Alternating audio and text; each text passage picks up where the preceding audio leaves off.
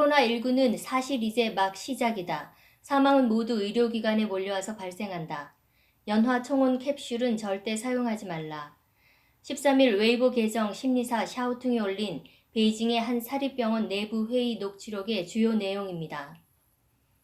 해당 병원 지도자가 말합니다. 베이징의 전염병 상황이 매우 심각해 많은 병원이 사실상 마비다. 어제 오후 4시부로 베이징에서 모든 퇴직 의료진을 업무에 복귀시켰고 광저우에서도 이렇게 하고 있다. 첫 번째 파도가 매우 심각하다. 전염병은 평정된 것이 아니라 사실 이제 시작이다. 그녀는 1차 파도의 증상이 심하다며 가급적 병원에 가지 말 것을 권한다. 환자가 몰려 전혀 치료받지 못하기 때문에 사망자는 모두 병원에 몰려서 발생한다고 말합니다.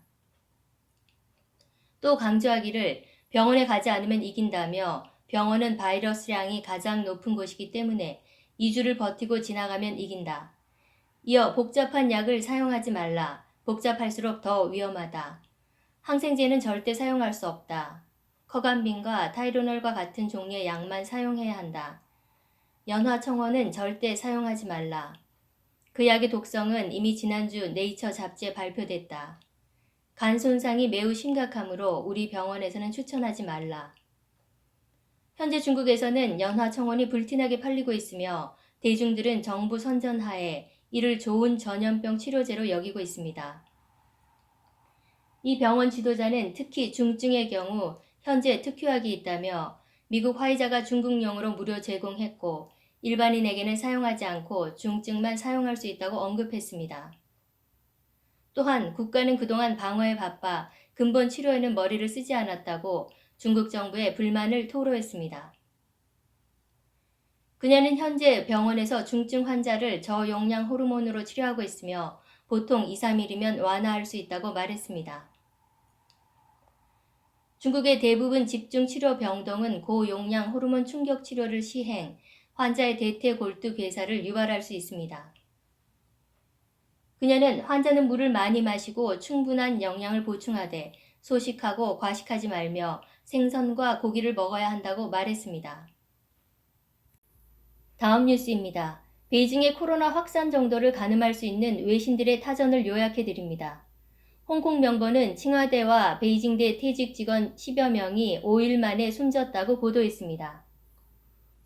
CNN은 지역사회 근무자들의 말을 인용 베이징의 한 지역 주민위원회 사무실에서 직원 24명 중 21명이 확진 판정을 받았고 상급자들도 대부분 감염돼 업무가 거의 중단되다시피 했다고 전했습니다. 니혼 게이자이 신문이 인용한 베이징 로펌의 외국인 파트너는 사무실 직원 9명이 감염돼 모두가 집에서 가족을 돌보고 있다며 중국의 현재 상황은 통제불능 열차 같다고 표현했습니다.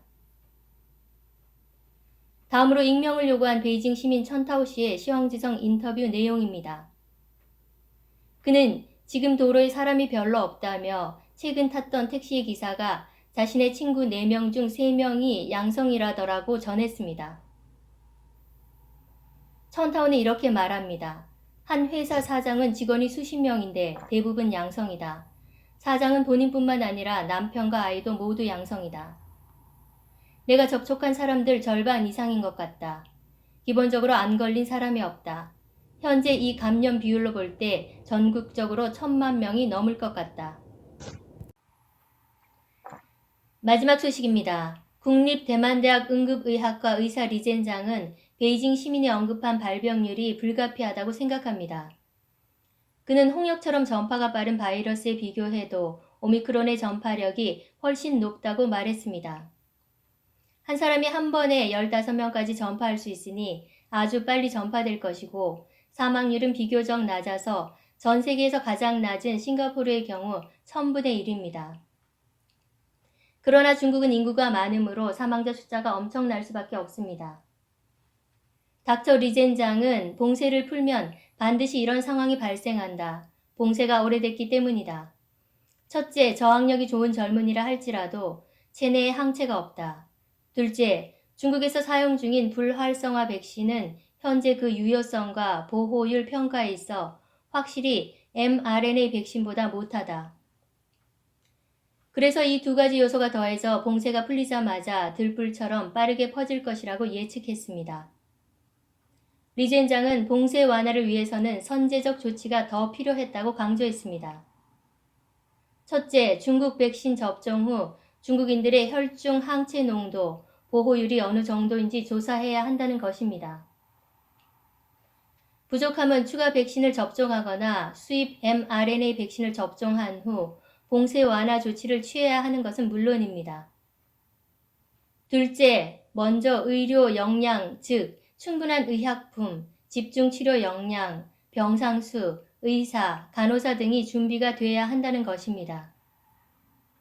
리젠장은 봉쇄 해제가 확산 속도를 높일 것은 불을 보듯 뻔한데 어림짐작하거나 준비하지 않은 것은 국민들에게 큰 위험을 초래하는 일이라며 대만과 홍콩의 경험을 참고하여 10세 미만의 어린이에게 발생하는 이른바 괴사성 뇌염에 대한 치료 지침을 신속하게 공식화해야 한다고 조언했습니다. 마지막으로 항바이러스제, 스테로이드 등을 의료기관에 조기 지원하면 사망률, 특히 어린이 사망률을 떨어뜨리는 데 기여한다고 밝혔습니다. 진실탐사대 신수경입니다.